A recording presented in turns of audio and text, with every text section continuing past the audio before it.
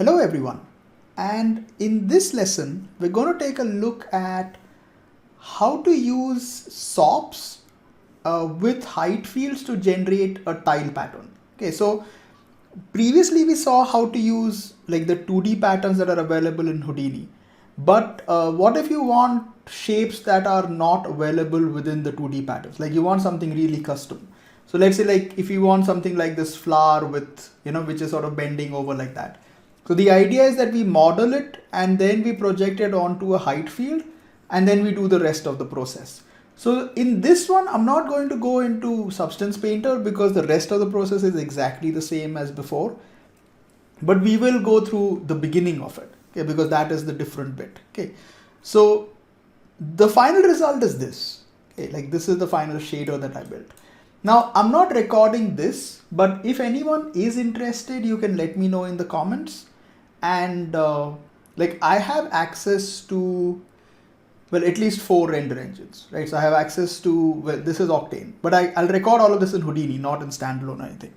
So I have access to Octane, Arnold, and RenderMan, and of course Mantra.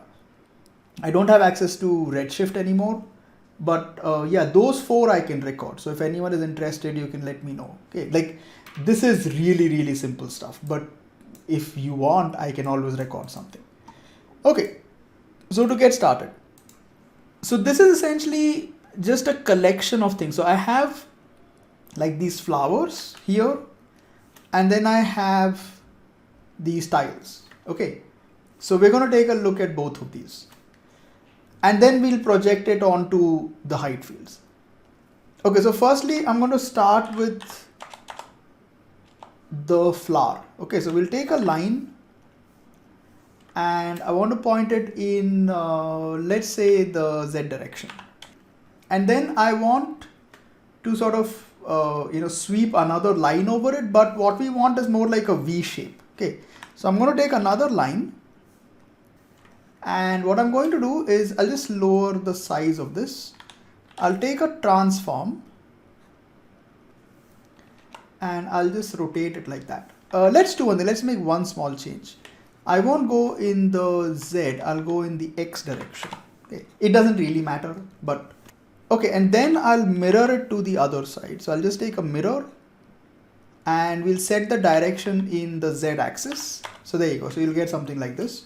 And then we need to merge them together. So just take a join and the join will sort of merge this into a single line. Like if you want to check it, if you click here on the primitive number, you should just get like 0.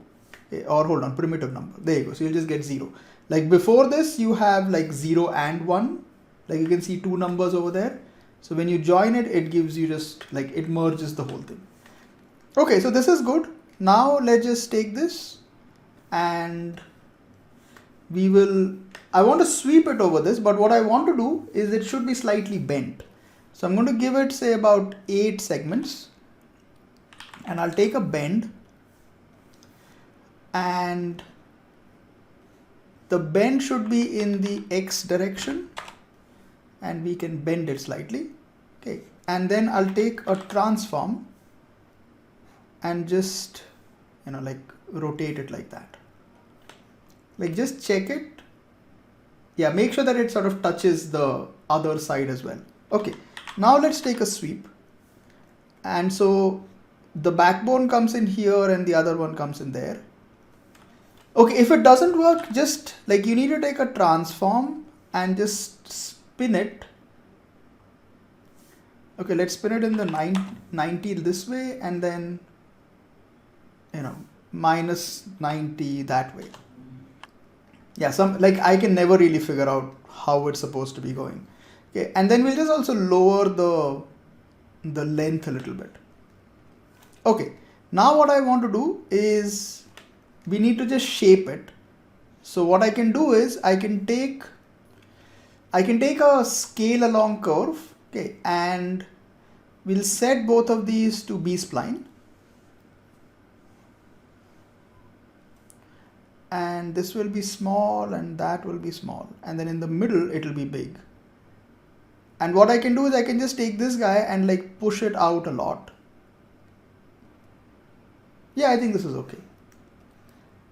And if you feel like it's too curved like that, I can always come into the transform and just adjust it. Yeah, I think this is okay.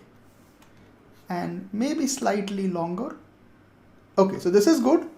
Then I'm going to take a poly extrude and we'll give it some thickness.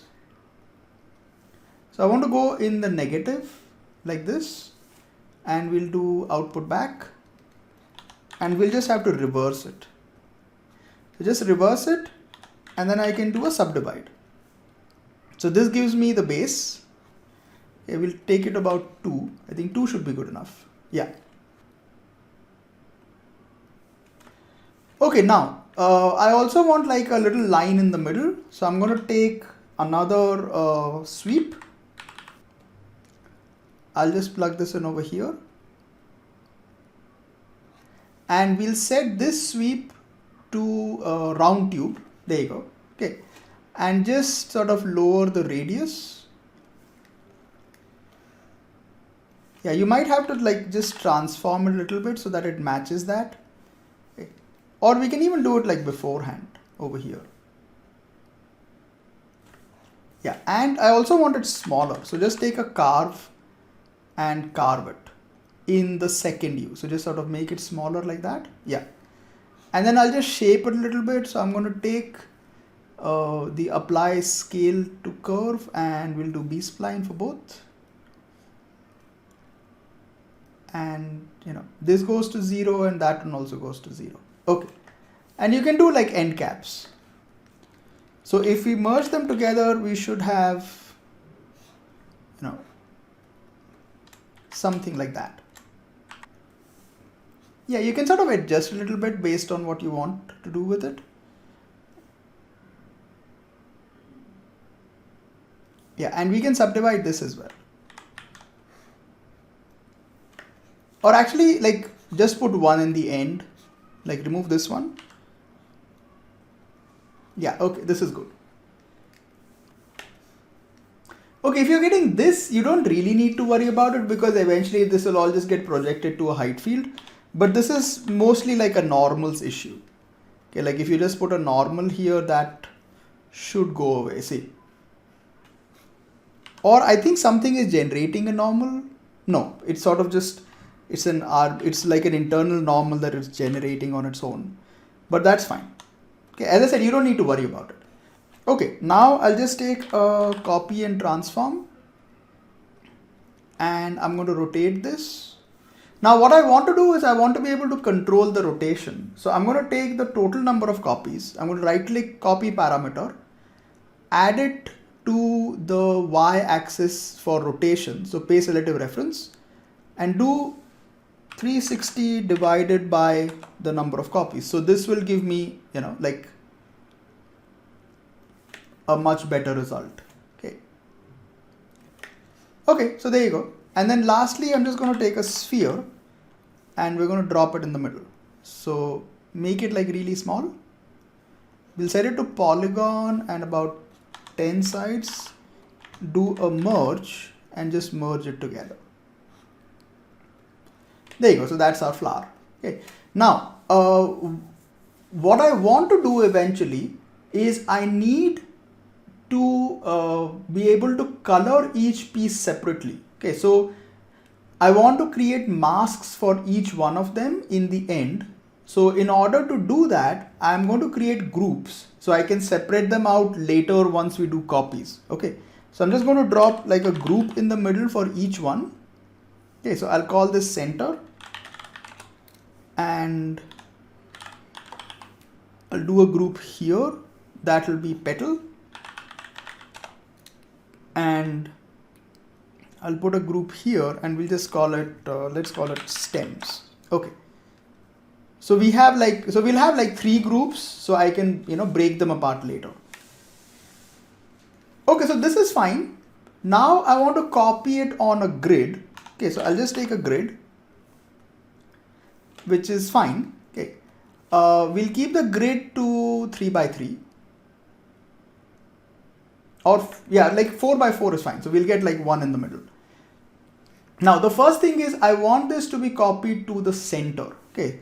So the simplest way to do it is you can take a divide, turn off convex polygon and turn on compute dual.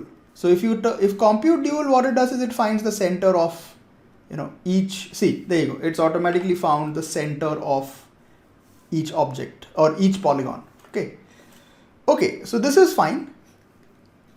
And then we can just do a copy to points.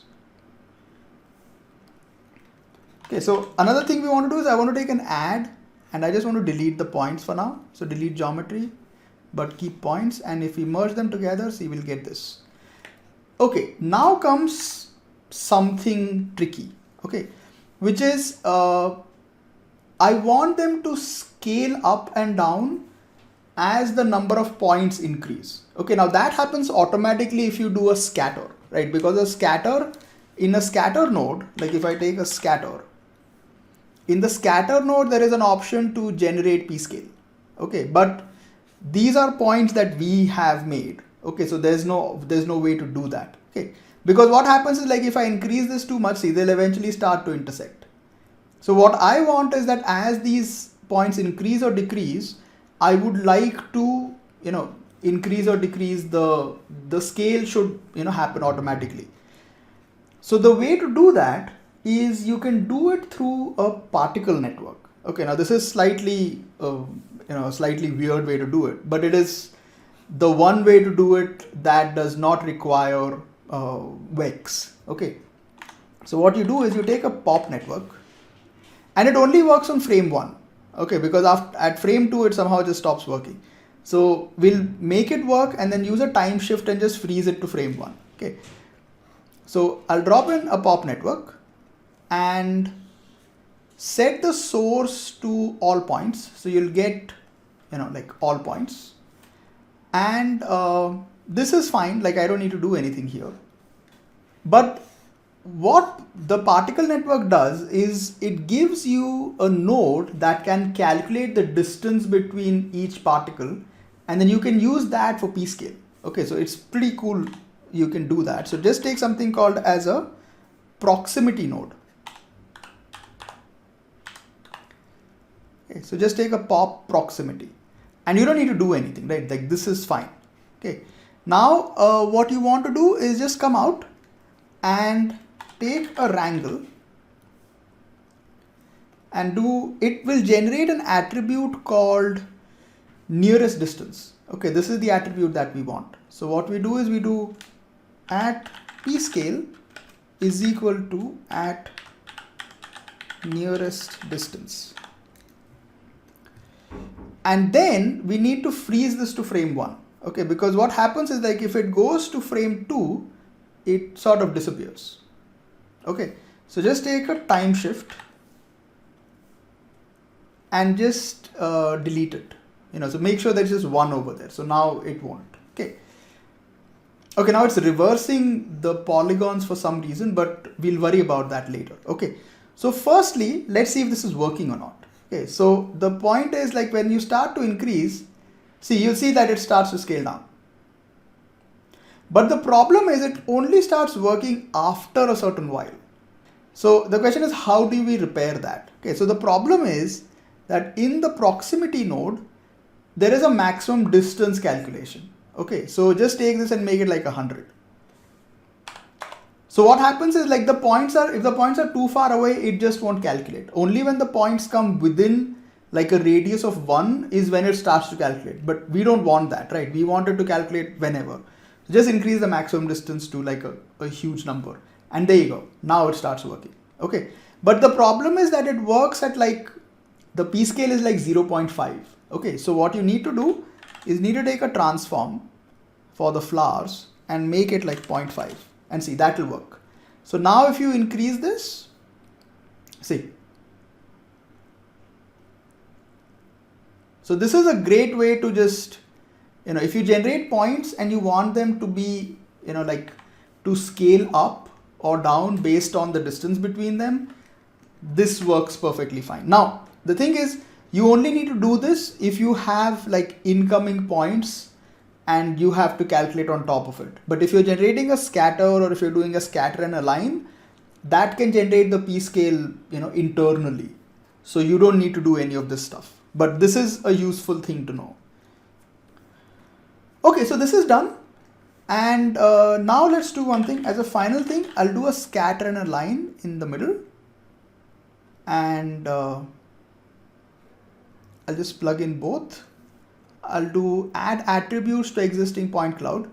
And I want to be able to rotate them. So firstly, I'll generate the normals for it. So we'll do attribute angle and do like at n is equal to at n. So the reason why we're doing this is because when you do an add and you remove the geometry altogether, it doesn't have any normals. And the problem that happens with that is if you take the scatter and align, and if you try to sort of, adjust this, it just sort of goes bonkers. And like these ones don't work at all. So the points need to have normals. Okay, so what we do is we add normals before we delete the geometry, so they'll face in the proper direction. Okay, so once we add that, now if you come to scatter and line, see, you can sort of do this. So now it works. See, now all of this works properly. So what I can do is I can just sort of, give a little bit of random rotation. So I have a little bit of variation on the whole thing. Plus I can do a slight bit of, like scale up or down, like a slight bit of randomization. Let me make it slightly smaller. Okay, I think this is good. Okay, now the flower is done. So let's also make the tiles. Okay, so the tiles will be the same thing, except that we're going to copy a box. You could also do a poly extrude, but copying a box gives me more control. Okay, so I'm just going to take a box and let's just, squash it. And what I want is, again, we want like what we did the last time, which is I want if you want the tiles to be slightly tilted or something. So what I can do here is, because we're just directly modeling, I can select this edge, press T, align to world, and just sort of tilt it down a little bit. Okay. And then if you want, we can do a poly bevel. So I can just sort of, like I'll do, let's do edges, and I can just, So the point here is, because we are in geometry mode, it gives you more options, right? Because we can do, like I can take, maybe I can just take stuff like this, and, I can round this. So I can make more, fancy stuff if I want to, like I can just take this and round it off a little bit, and then I could probably let's take a group here. We'll select edges, I'll call it bevel, and do include edges by angle. Yeah, there you go. And then here I can just do, so you get something a little more fancy. Okay, and then I can just apply like normals to it or something. Again, not needed, but let's do face area. Yeah, there you go.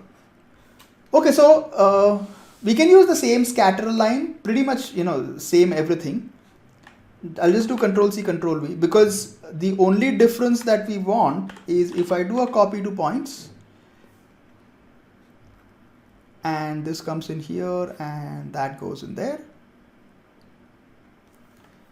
Okay, so the only difference is I don't want them to rotate, like that.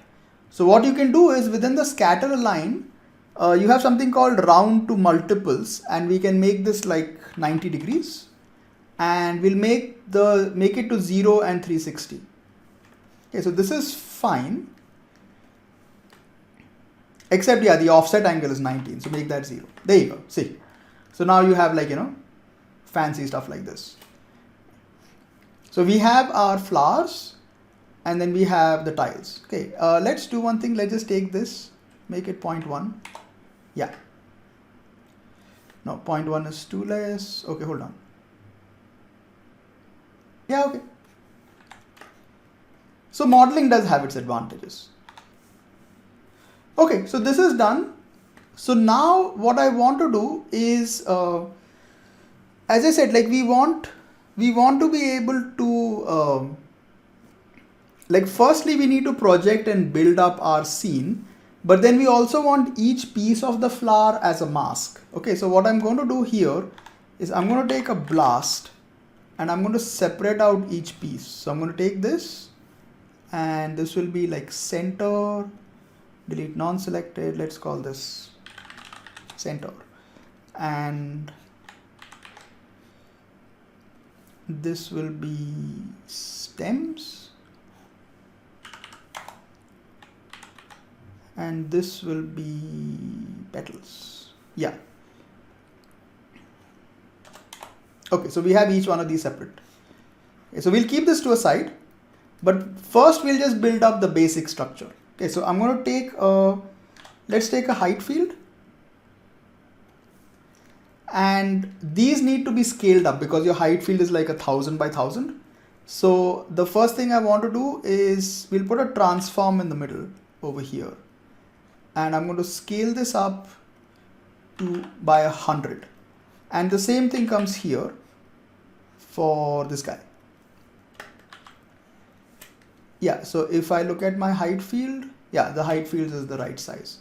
Okay, so I can take a project, so we'll do a height field project, and you know, this comes in here, that goes in there, and there we go. Okay, maybe a few changes. So let's take the scatter line, and I'm going to get rid of the scaling. Sorry. Yeah, and maybe we also need to make this slightly smaller. So not 1 by 1. Let's make it like, let's try 0.9 by 0.9. There we go. Okay, this is fine. And maybe this can be slightly bigger. Yeah, this is good. Okay, and we can calculate the mask on this. You know, like we're not bringing in this via mask. So what we can do is I can, like, let's bring this down to 1. Okay. And in order to calculate the mask, firstly, let's just blur it slightly. So I'm just going to take a height field blur and do a slight bit of a blur. Yeah, not that much, just a little bit. Okay. Okay, and then I can take a mask by feature, and I can just compute the height. So do mask by height, compute range, and just increase it. Yeah, there you go. And this can be my tiles. Okay, so I can do like copy layer, and we can call this tiles. Okay. And if we want to also calculate like a mask for randomization, we can do that, right? So I can just take the same mask by feature, and we'll again calculate the height. But what we'll do is I'm going to like get rid of, like, keep this high and keep it like that. So you'll get like a little bit of like this slope stuff. So I can use this to generate, you know, a bit of randomization in Substance Painter. Okay. And again, we'll just do a copy layer, and I'll call it random. Okay. Okay, so this is done.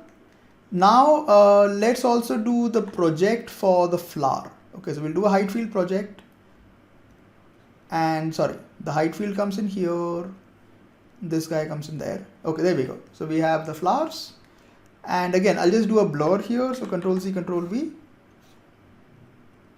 Yeah. Okay, now I don't need to calculate a mask for this because the masks will be coming in from these three guys. Okay, but I need to merge them together. So we'll do a layer. So just take a height field layer, and I can plug these in, and I can just do an add, and there you go. Let's clear this mask. So we'll do a mask clear over here. Yeah, there you go. See, so this is nice. And this is all live, right? Like that's the great part about this, because if I come back to this copy to points and I lower this or increase this, see, so you can actually, you know, like make something a little more fancy. Okay, so there we go. Okay, so now I want to bring in these masks over here. Okay, so these will also be brought in via a project. So we'll need like three more height field projects. So take a height field project and then, like this is 1 and 2. But what we'll do is we'll change this to mask. So what this does is it brings in the mask for you. Okay. But the problem is that the values for this will be too high because the object is too high, right? So if you do a remap, you'll be able to see what is happening. So take a height field remap and we need to remap the mask. Yeah. And if you do compute range, see, so this is that high actually, like it's going from 0 to 17. So if you lower it, you'll see like what is happening. But we don't want it like blurred in the middle because we're going to use this for like a solid mask for coloring and we can't use it this way. Like if you want to, you can save two separate masks. Like you can save one mask like this, which you can use for maybe like shading the edges or something. And then we can use, another one which will be like solid. Okay. But what I can do is I can just take this and, take the ramp and adjust it. So there you go. Okay. And then just repeat the same thing here. So this is stems and we can do a remap for all of them.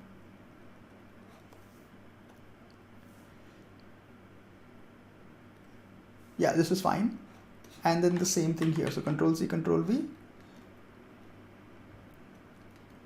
Yeah, okay. So we have all three. I can just take this to compute range. Yeah, okay, perfect. Okay, so now what you want to do is we want to transfer these to their own height fields or to their own layers. So just take a height field copy layer and just, save them. So let's call this as center and stems. So this is a bit of work, but it's okay. Like once you're done, then it's not that much of an issue. And petals. Okay, and then we need to add it to this. Okay, so let's just take a clear.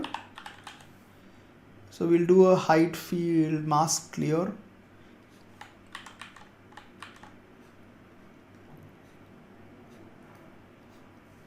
Okay, and then we'll take a layer. So we need like 3 height field layers. Okay, because they'll all come in like one by one.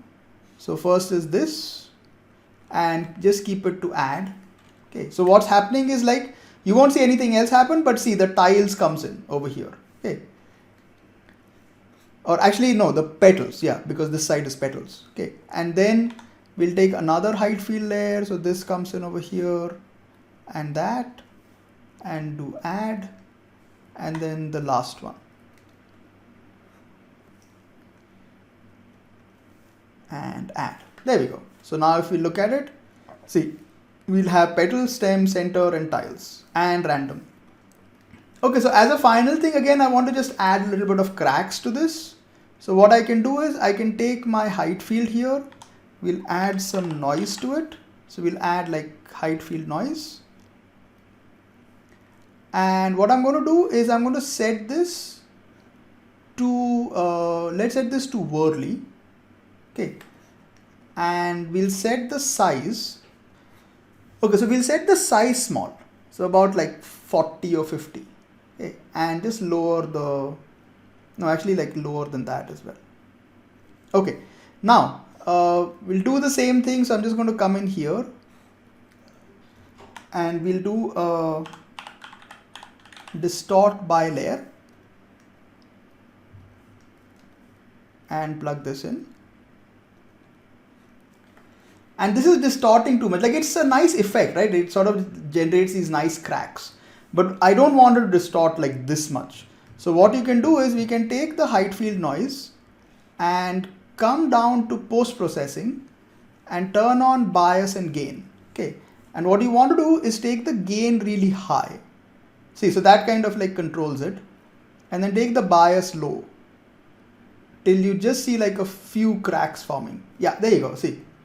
This is nice, and you can adjust it a little bit more. Like if I lower the size, I'll get like more cracks like that. See, but now they're only in like few specific places, like not everywhere. Yeah, and this is good. So like last time, we can assign the same thing to like all of it, so you'll need like four more height field distort layers. But since the distortion is too low, even if you don't, I think it will be okay. Okay, so that's fine. But yeah, otherwise, like if you want to do that, then we do it like last time. So you just take, another height field distort, this comes in here, and this will affect, we'll start with the lowest. So this will affect center. Yeah. And then take another one. Let's see if it can actually take multiple. I don't think it can, but it would be nice if it can, so let's say if we do random and then, no, it replaces. Okay, fine. Yeah, that's the irritating bit. If you could just apply it to everything at the same time, that would make life so much easier.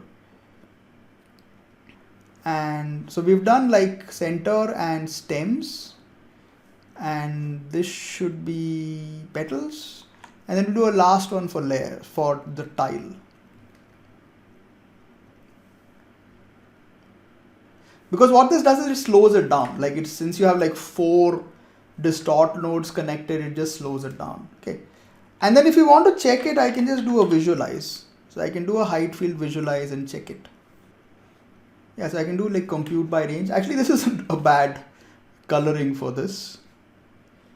Yeah, okay, let's keep this. Let's just make this gray as well. And then I can just color this. So let's say if I pick up petals, see, so petals works, and you have stems, you have the center, and that is tiles. Sorry, tiles. And then we have random. Okay. So you have all of them working, which is perfect. And then the rest is the same. Like, you take a height field output, and you output all the layers that you want, like we did in the last lesson. And then you take the geometry and you can export the geometry as well. Okay. And then you build up, like you do, the rest of the process is the same. You go to Substance Painter or your favorite, 3D painting software, and you can just, like use the masks for coloring specific areas, and then add dirt and stuff, and you're pretty much done. Okay. Yeah, as a final thing, we'll just sort of increase the resolution of this. So I'll just take the height field and make it like 0.5. So we'll get like more detail. Yeah, there you go. Yeah, it's still calculating.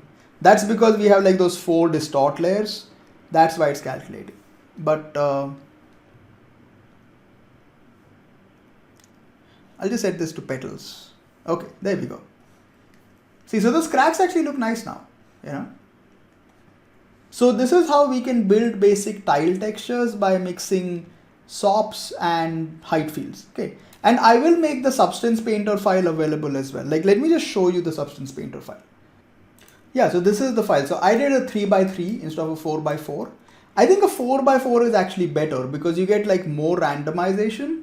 So you see the repeat pattern lesser. But anyways, like the shader itself is really simple. Like it's pretty much the same stuff. Okay, so I have my height map. Okay, like I added like a height.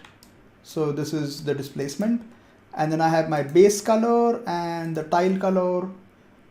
And then this is like the first layer of dirt, which is just coming in through like a generator. Okay, so I have like this, like I just picked up the generators from the smart masks. Okay. Okay, and then I have the flower color, which is actually like a gold shader. So it's actually metallic. Like if I rotate this is actually metal. And then that's the stems, and that's the center. And then like a little bit of dirt on, this is like a little bit of randomization using that random coloring thing. Like I can try to change it to something like divide and it might show up a little bit better, or let's try difference. Yeah, there you go. See, you can see a little bit of randomization on it. Okay. And then this is the final dirt layer, okay, which is adding like the paint is sort of peeled off. So it's actually just like last time I used like the metal edge wear. The metal edge wear is a nice one. Like I like using it because it really sort of picks up all of the various edges and gives you like nice detail on it. And yeah, that's pretty much it. Okay, so